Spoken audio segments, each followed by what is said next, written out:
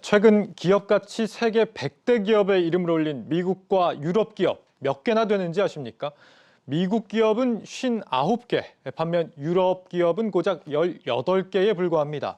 22년 전인 2000년까지만 해도 세계 100대 기업 안에 이름을 올린 이 유럽 기업은 41곳에 달했습니다. 이 성적표의 가장 결정적인 차이는 바로 빅테크에 있었습니다. 애플, 페이스북, 구글 같은 이 걸출한 기업들이 미국에서 쏟아질 때 유럽 기업 대부분은 기존의 굴뚝 산업에서 별다른 성장을 거두지 못했습니다.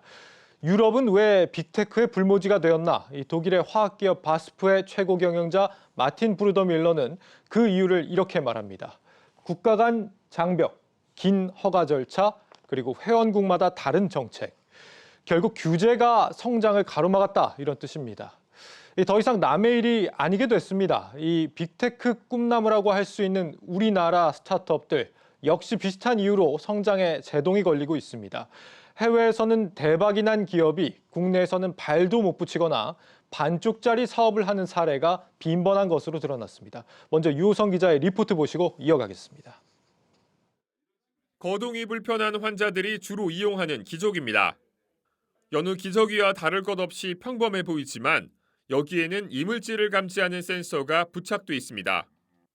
요양병원 등에서는 보통 2시간에 한 번씩 환자의 기저귀를 교체하지만 이 센서를 이용하면 필요시에만 기저귀 교체가 가능해 간병인 부담은 덜고 불필요한 자원 낭비도 막을 수 있습니다. 이 센서를 개발한 모닛은 CS 혁신상을 받을 정도로 혁신성을 인정받은 스타트업이지만 국내에서는 찬밥 신세입니다. 정부는 의료기기 수급자들의 비용 부담을 줄이기 위해 노인 장기 요양 복지연구 제도를 운영하고 있는데 이 제품은 해당 항목이 존재하지 않는다는 이유로 등록이 반려되면서 실사용에 제동이 걸렸기 때문입니다. 우리나라 같은 경우는 이 제품을 요양복지용품으로 등록할 때 미리 이미 이 제품이 존재하지 않는다는 거에 대해서 거절 답변을 받았습니다.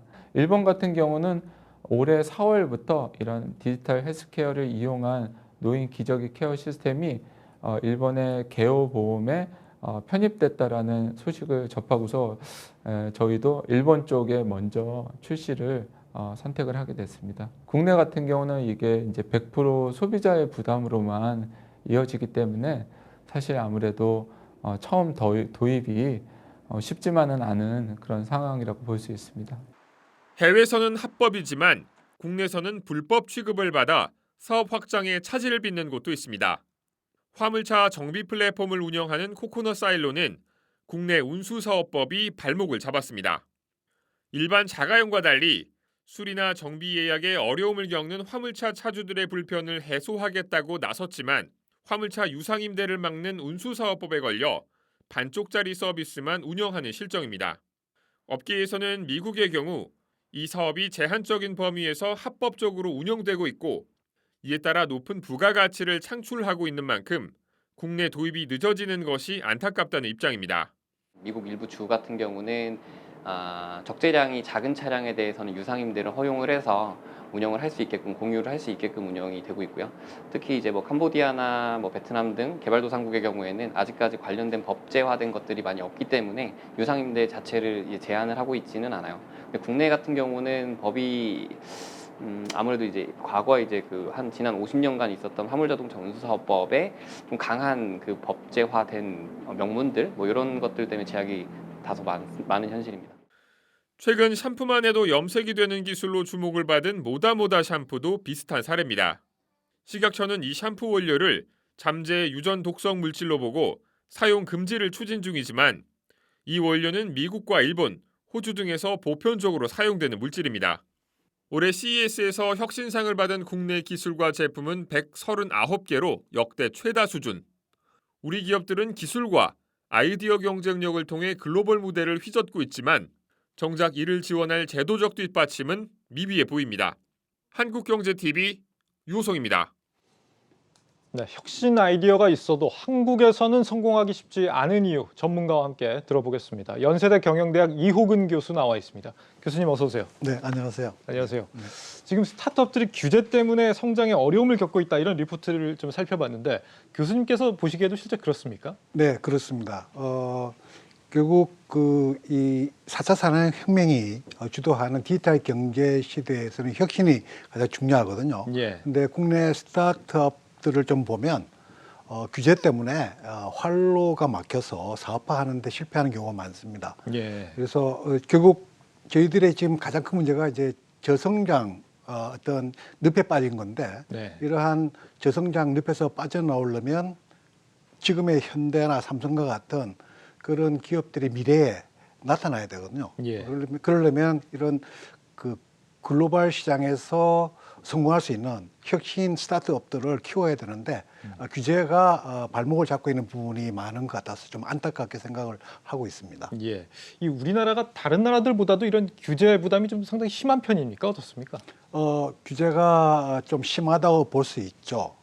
왜냐하면 실제로 최근에는 이 4차 산업혁명이 주도하는 디지털 경제 때문에 그 융합이 많이 일어나거든요. 예. 근데 국내는 대부분의 어떤 규제가 이런 융합의 개념이 없던 산업화 사회 시대에 만들어진 규제들이 새로운 그 기술들을 규제하다 보니까 상당히 그 혁신의 DNA를 저해하는 경우가 많습니다. 예. 그래서 우리나라는 규제 문제가 어떤 식으로든 해결이 되어야만 좀 혁신적인 벤처기업들이 많이 나올 수 있다고 보고 있습니다. 예.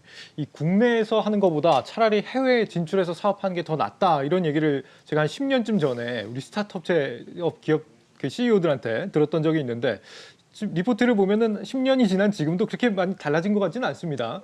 이렇게 좀 규제에 막혀서 이제 스타트업이 성장을 못 한다는 게 결과적으로 어떤 문제로 좀 이어질 수 있다 이렇게 보십니까? 결국 그 사실 경쟁력이 있는 해외 그 벤처 기업들이 국내에서 성장하지 못하고 해외로 빠져나가는 문제들이 발생을 하고 있는 거죠. 예. 사실 올해 아까 그 방송에서 나왔지만은 CES에서 아주 혁신상을 받은 덤테크라는 미국의 나스닥 상장 기업입니다. 예. 그러니까 이 소위 말해 유전자 검사를 통해서 암을 진단하는 그런 서비스를 제공하는 혁신 기업인데요. 국내에서는 불법입니다. 왜냐하면 국내는 의료법 때문에 예. 일단 의사가 아닌 이 벤처 기업이 유전자 검사하는 것 자체가 법적으로 허용이 되지 않습니다. 그렇군요. 그러니까 국내의 어떤 이런 유전자 검사를 기반으로 하는 벤처 기업, 바이오 벤처 기업들이 다 싱가포르나 인도네시아와 같은 해외로 빠져나가는 이유가 바로 예. 그런 데에 있는 거거든요. 그래서 이번에 CES에서 굉장히 많은 한국 기업들이 참여한 이유도 결국 국내에서 할로를 찾지 못해 해외 시장을 개척하기 위해서다라는 그런 어떤 견해도 많이 있습니다. 예, 그런 목적이 좀 컸다고 볼 수도 네. 있겠네요.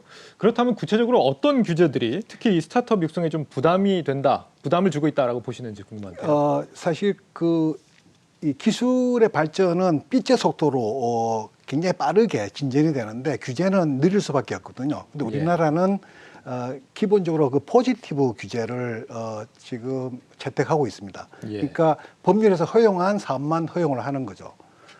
하지만은 일단 이런 새로운 그 혁신 기술이 시장을 만들고 판로를 만들기 위해서는 선 허용 후 규제로 패러다임을 바꿀 필요가 있습니다. 다시 말하면 네거티브 규제로 가야 되는 거죠. 네거티브 규제라는 것은 특별히 꼭 해서는 안 되는 것만 금지하고 나머지는 다 허용하는 체계거든요. 예. 그래서 포지티브 규제를 네거티브 규제로 전환을 해서 어떤 혁신 기업들이 혁신의 DNA를 살릴 수 있는 그런 어떤 여건을 만들어주는 게 가장 중요하다고 봅니다. 예, 보통 이거 포지티브, 네거티브 하면 헷갈리던데 보통 이 삶의 방식은 좀 긍정적인 게 좋다라고 생각하지만 예. 규제에서만큼은 네거티브 방식이 좋다. 그게 약간 혼동스러운 용어인데요. 예. 어쨌든 규제 쪽에서는 네거티브 규제가 좋습니다. 알겠습니다. 이 규제라는 게 근데 최초에 또 도입된 데는 또 분명 이유도 있었을 것 같거든요. 뭐 기존 질서를 무너뜨리면 어쨌거나 또 피해를 보는 업종들이 생기다 보니까 뭐 과거에 뭐 직방이랑 그 중개업소 간에 그런 문제도 있었고 또 로또 같은 경우는 이제 변호사 업계와 충돌을 하거나 뭐 타다 사태도 있었고요.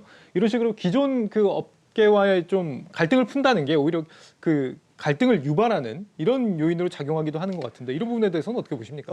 사실 규제가 전혀 없을 수는 없죠. 그러니까 새로운 기술로 신제품을 만들거나 새로운 서비스를 제공할 때는 소비자를 보호하기 위해서 규제가 기본적으로 필요합니다. 특히 최근에는 이제 플랫폼 기업이 많이 나오면서 미국 같으면 아마존이라든가 페이스북, 국내는 카카오 같은 플랫폼 기업이 독점 기업으로 거대화되면서 공정 경쟁을 해치는 그런 문제들도 있거든요. 그런 시장 구조를 공평하게 만들기 위해서는 규제가 필요하죠. 그렇지만 여기서 제가 오늘 말씀드리는 규제는 벤처 기업들이 혁신적인 아이디어나 새로운 기술을 가지고 시장을 만들고 미래 먹거리 이 경제를 만들 수 있는 글로벌 스타트업 벤처 기업을 육성하기 위한 규제입니다. 이러한 기업들을 위해서는 가급적이면 아주 좋은 아이디어나 혁신 기술을 가지고 국내에서 사업화해서 그 판로를 만들어서 글로벌 기업으로 성장할 수 있는 그런 어떤 지혜가 굉장히 필요합니다. 그래서 규제 당국은 혁신의 DNA를 제외하지 않도록 어떤 그 아주 합리적인 그런 규제를 도입하는 게 가장 중요하다고 볼 수 있겠습니다. 예. 여기까지 듣죠. 연세대 경영대학 이호근 교수와 함께했습니다. 교수님 말씀 잘 들었습니다. 네, 고맙습니다.